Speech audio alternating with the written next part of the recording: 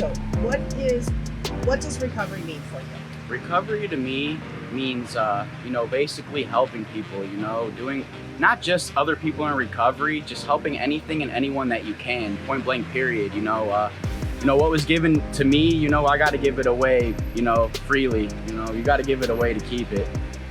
But recovery also, fellowship. You got to have your support group, your people that are there for you, that you can pick up the phone and call and really, show you love, real love that I never knew what it was at all. I didn't know what it was like to be loved. I didn't know what it was like to be there for someone, or, having someone be there for me. I always thought it was a lesson and a blessing, and I couldn't ask for more. That's what recovery means to me. Just getting out of yourself, growing, helping people, basically. That's it for that. Beautiful. Yeah. That's a perfect answer. And then what is one thing that you have accomplished in recovery that you are proud of? One thing that I've accomplished in recovery that I'm proud of is, showing up. I couldn't show up before, people would show up for me and I would always tell them, how come you're not showing up for me, even though they were, but who really wasn't showing up? Zach, and, always, it would be, when I was in treatment one time before, that I really took this serious, my daughter's in front of me crying, Daddy, just come home. Daddy, do this for me, and like that wasn't even enough to get me sober. I didn't understand anything. I didn't understand this simple program. I make it complicated, but I'm so blessed. I'm blessed to have another day, just to live, to show up now for my family, show up for other guys that really need help. And that's a really big accomplishment that I've overcome since I got in recovery. Good evening. We are here with Rick from Barberton, Ohio, joining us for On the Road of Recovery. How are you doing today, Rick? I'm doing pretty fantastic. Thank you for taking some time and sharing a bit about yourself and about your experience. Can you describe your childhood, what it was like? What about friends? Did you fit in at school? Any traumatic events from your childhood? Just really give us a good kind of picture of what childhood was like for you. I had a good childhood. Family was close. That was one of the kind of illusions I was under, because when I got to my teenage years, I found out that my grandfather had a handful of money and we went camping every August, all August up in Maine. And his money kept the family together. When he passed away, the family just kind of dispersed, and it was like, whoa, what happened? So my childhood was excellent. I was Boy Scout. I was an Eagle Boy Scout. Loved camping, still do. If anybody knows anything about Boy Scouts, my coldest polar bear was in a tent 13 below for the weekend, which was a great experience. I have an older sister that's a concert harpist. I have a younger brother that was definitely the baby of the family. And then I have a brother that's 16 years younger than I am. Me and my dad built a dune buggy when I was 12, and I started driving as soon as it was finished. And didn't get caught, which was good. Mm-hmm. Yeah. Well, and I think it's important for people to know that alcoholism and addictions happen to all walks of life, and people have wonderful childhoods and even idyllic at times, and still can suffer from the disease of addiction. So it's important, and thank you for sharing what your childhood was like. How old were you when you first started experimenting, and do you remember how it made you feel? And then if you could talk a little bit about when it became a problem, and any consequences that you started to see. I started drinking probably when I was about 15, a little bit of marijuana, which I really enjoyed marijuana. Loved the taste of it. Plenty of gold. Oh, yeah. And no stems, no seeds that we don't need. But yeah. When I became a teenager going into high school, that was when I started getting awkward, because you start figuring out women. No, you never figure women out. Scratch that one. But that's when I started feeling awkward, and that's one thing that alcohol gave me was, a false sense of who I was.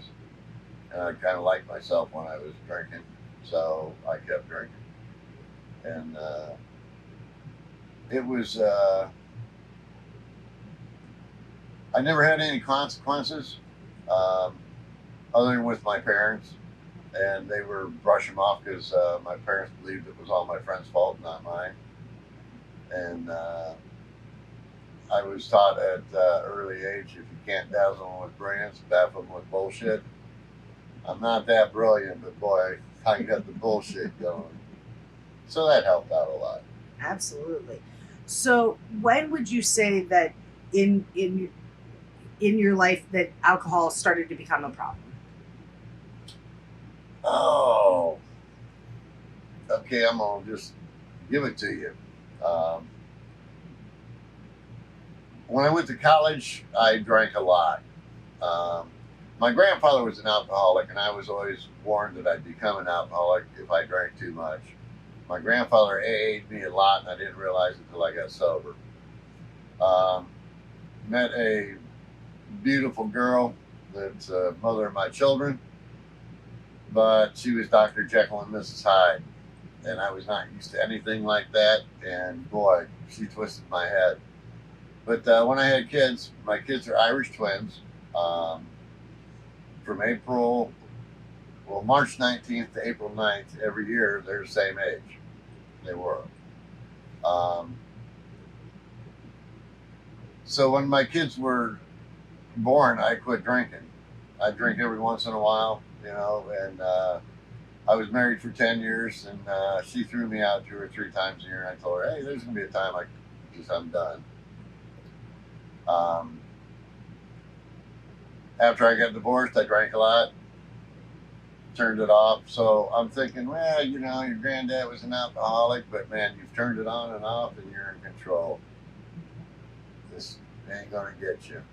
I did coke, not a whole bunch of it, but when I freebased it, I said, you can get addicted to this, and made a conscious thought to say, just stay away from coke. So if you gave me some, I'd do it, but I ain't buying it. I'm not getting trapped up in that, because I knew that could be something that could happen.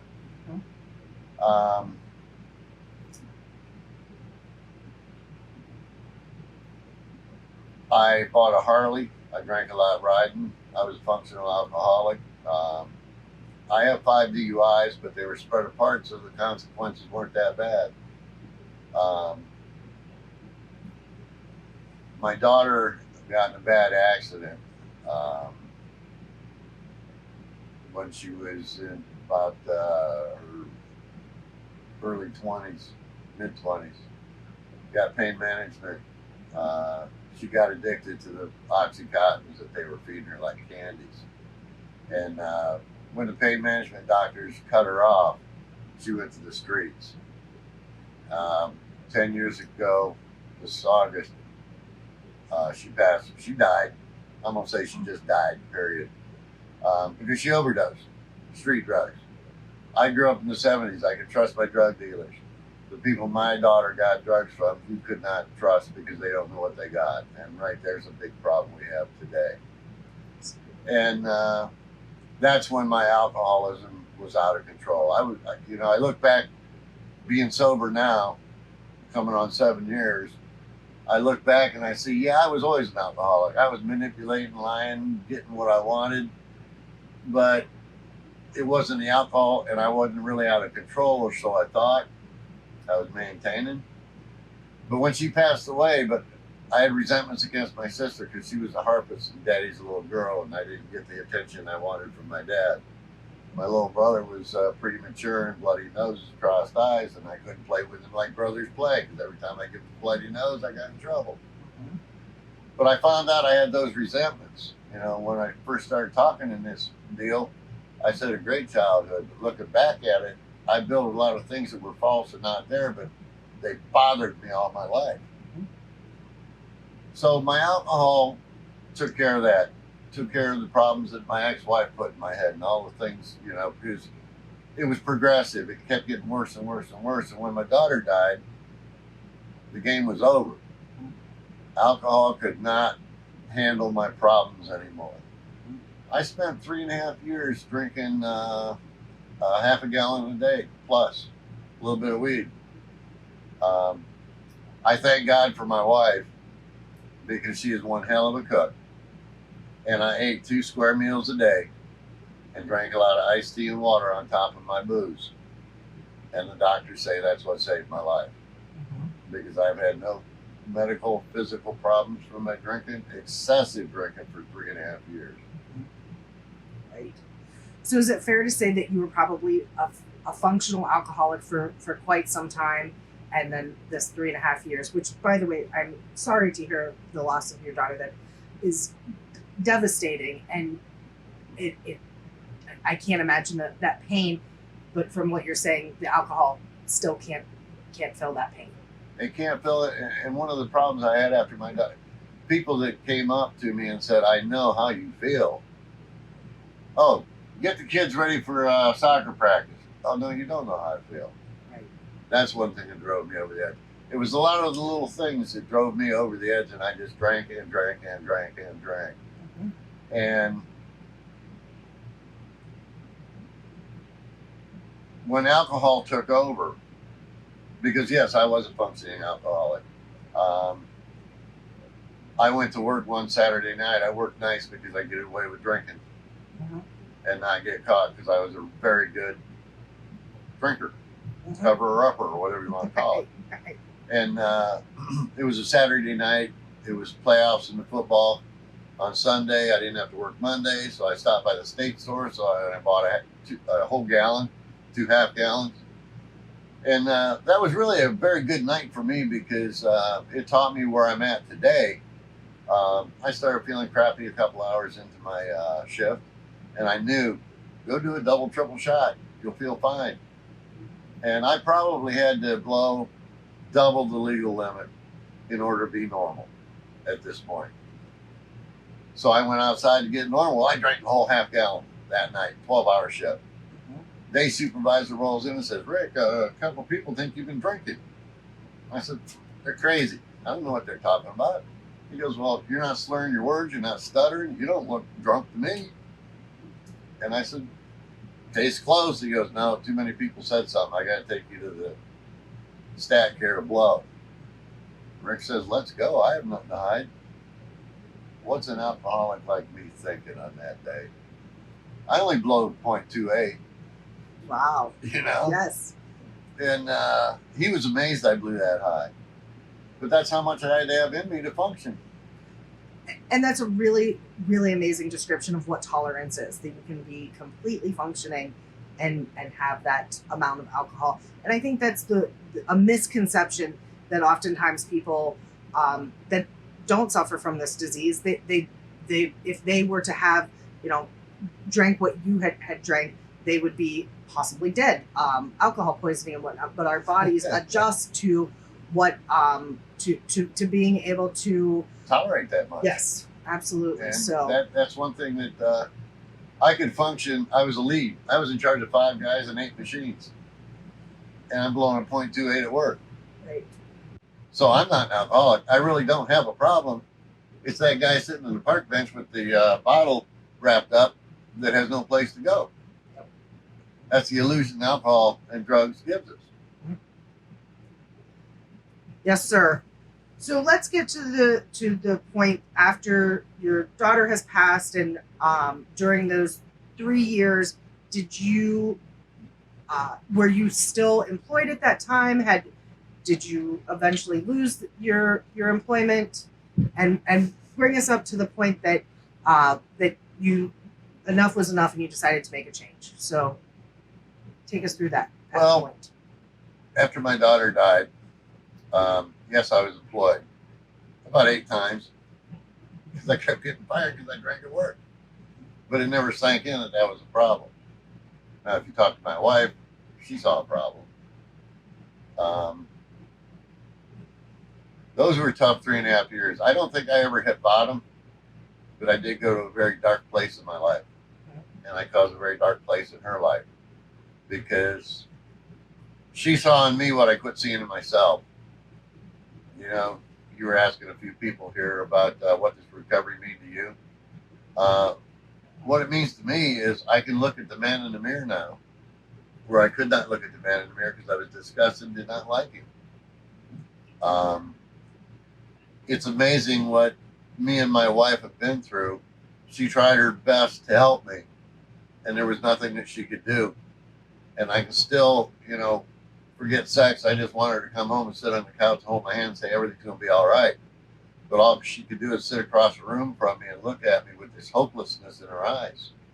And I saw that, and I didn't know what to do about it. And she finally was brave enough to say, I'm moving in with my parents. Hope you can pay the bills. I got to go. And that was somewhat of an eye opener. We had a real nice A-frame on about 2.5 acres. And when electricity got off, I said, thank God I'm a Boy Scout because I can cook on an open fire, make do with what we got. But I'm also blessed that both my parents are still alive. They're 87 and 86 right now. And I was 55 when I got sober. But what does a 55-year-old boy do when he's in trouble? Call home. Dad, I got a problem here. And he says, pack the bag. I'm coming to get you. They live on Portage Lakes. And the cottage I grew up going to that my grandfather owned on the Portage Lakes is still there. Still like it was built in the 20s. It's a beautiful little place. And I'm thinking on the way up to Akron, because I live in Holmes County, I thought, well, I'm going to get to live in the cottage, get my shit together, and get things going. Now, he took me up to the Haven Arrest, which is the men's homeless shelter in Akron. Dropped me off, said, get your shit together. Good luck. The man could have given me $100. He didn't even give me 20. My grandfather had been a part of IBH, Interval Brotherhood Home, which is now IBH Recovery. It's changed over the years, but he had a lot to do with Father Salmon, the founder of the place. And I knew that was the place I wanted to go because I didn't know how to get sober. I needed somebody to teach me. Today I'm a recovery coach. There were not recovery coaches that do what I do 7 years ago. I work every day with people that are looking to get recovered, people that are going to fail, people that are going to get it. I take recovery into the emergency department. I meet people when they overdose, when they DUI, when they are in where we go before we decide to get sober, to the gutter. And I feel very comfortable sitting there with people, meeting them at their level. It keeps me sober. Back when I was drinking, especially the last 3.5 years of it, my wife had asked me, she goes, how come it takes you a half hour to get to work and 4 hours to get home? But now I am up and out and doing stuff, and sometimes I don't even tell her I'm leaving. But she doesn't have to worry about me because of what I'm doing. The peace and serenity that we have in our household, the trust, what we got through recovery, and I'm talking about her recovery too, because I made her batshit crazy. And I learned how to live life on life's terms. And we've learned this together. She's gone to a lot of meetings with me. She has probably given to people as much as I have, and they never see it coming from her because she can say it on things that I did to other people that are in early recovery or thinking about recovery, and they'll go, wow, I did that too. Maybe I owe my wife an apology. So we've grown and we've learned together. I have 4-car garage with all the tools in it now, except for my air compressor she sold when she had to. I miss that air compressor. And she likes the house, so it's an amazing thing, driving almost a brand new vehicle. But it's not the house, it's not the vehicle, it's the peace and serenity that brought all that. It's the ability to give back to people. And I honestly, from a day-to-day basis, don't understand completely what I do. But when I'm in the moment doing it, I understand it better. It makes no sense to me, but I'm at a point where I don't have to have sense. I don't have to understand. God gives me a path to go, and I go on it. I guess that's why I'm sitting here talking to you folks, because you got blessings coming if you can trust in the good Lord above and understand that you don't have to live this way anymore. Absolutely. So there's a couple of questions I'd like to follow up with. First, you talked about that trust of being able to leave the house and your wife isn't worried or trying to follow you and see where you're going. Could you talk a little bit about how you built that trust, rebuilt that trust in your marriage? Oh, that's a good question. I don't know if I can really explain it. When I was in IBH for the 3 months, that's when Eddie was a savior of my life. He pointed me in the right direction. He gave me a lot of go-to ideas. And this is when recovery coaching was just coming on. And he says, look into this. I think you'd be good. And I did. And I grabbed hold of it. And recovery has become a passion. I am blessed that I have a job that pays me to do it, but I do it for nothing because of what it gives back to me.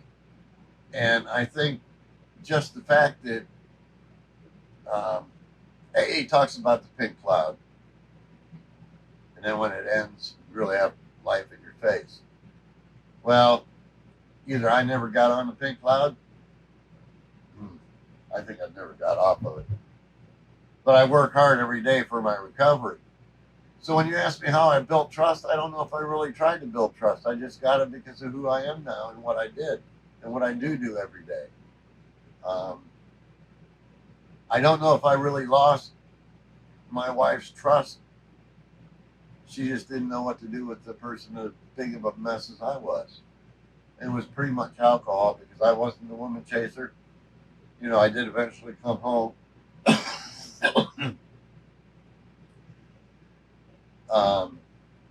But our relationship is 12 times stronger than it ever was before.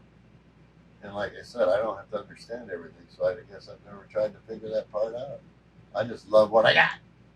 Absolutely, and that's a beautiful thing. So, can I ask you a little bit? What dreams do you have today that otherwise in active addiction never would have been possible?